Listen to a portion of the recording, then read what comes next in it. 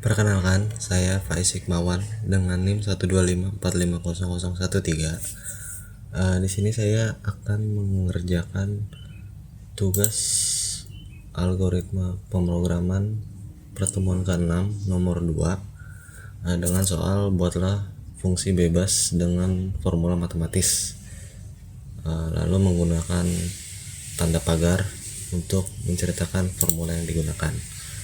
Oke, di sini saya akan membuat fungsi tentang sebuah fungsi mengenai kalkulator kecepatan. Jadi kita pertama mulai dengan def. Sini namanya misalkan kalkulator kecepatan. Nah, variabelnya itu jarak dan waktu. Nah, di sini def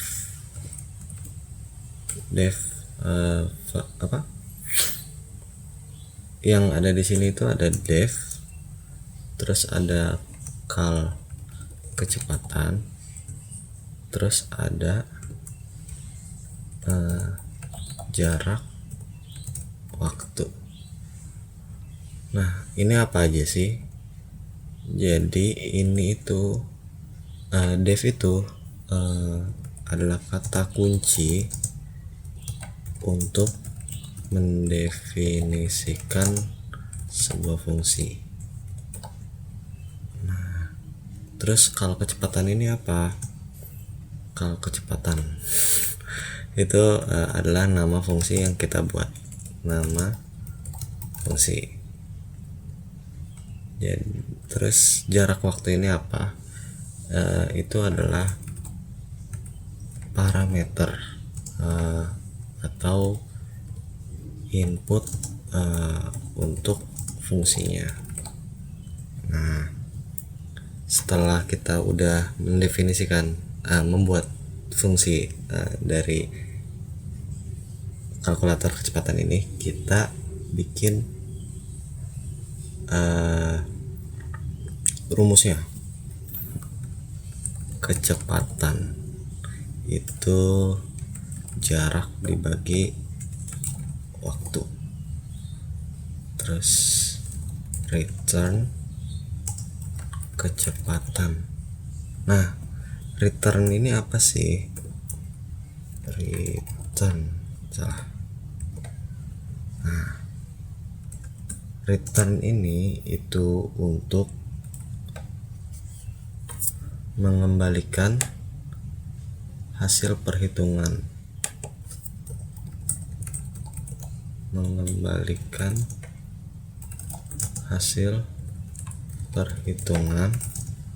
ke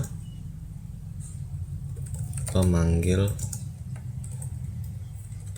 fungsi. Intinya kita mau ngebalikin hasil perhitungan ini ke dalam fungsinya ini. Nah, terus sekarang kita bakal minta input dari pengguna buat jarak dan waktunya itu. Jadi sini kita buat mengambil input dari pengguna. Sini kita buat jarak, lalu float. Kenapa float? Nanti dijelasin lagi. Input, masukkan jarak, kita buat meter aja. Oke, salah. Terus waktu ada sama juga, float, input, terus di sini salah, masukkan waktu, kita buat detik. Oke. Nah, salah. Nah, kenapa float? Ya, benar. Float karena jarak itu enggak selalu float ini digunain untuk angka yang desimal. Kalau integer kan untuk bilangan bulat. Nah, float ini untuk yang desimal juga. Jadi float digunakan agar pengguna bisa memasukkan angka desimal. Nah, setelah pengguna masukin input, kita bakal yang namanya memanggil fungsi, terus bakal disimpan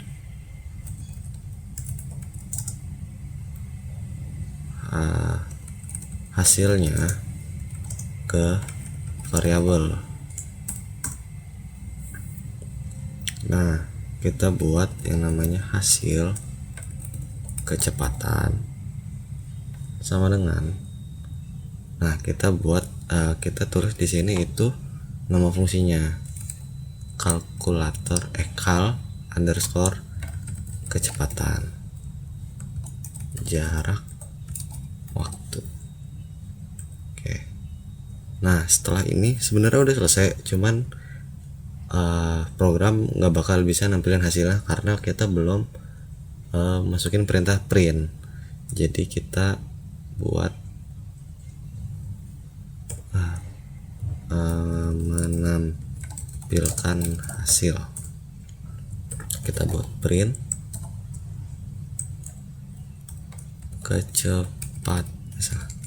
kecepatan Anda adalah, kita masukin di sini hasil dari kita masukin hasil underscore kecepatan. Kita buat m per s. Terus itu selesai. Kita coba outputnya.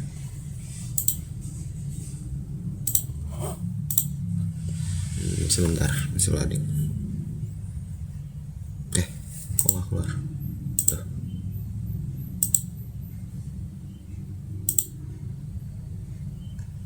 Sebentar, kenapa dia nggak keluar? Karena ya nikah salah ya.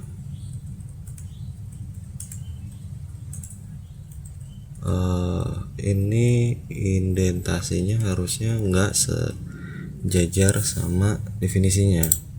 Nah, terus misalkan jaraknya itu apa yang bisa dibagi 12,2 misalkan 12,2 meter, kecepatannya itu 6,1, hasilnya adalah 2 meter per sekon. Ya, harusnya ini bisa tanpa ini ya. Bisa. Itu saja dari saya. Terima kasih.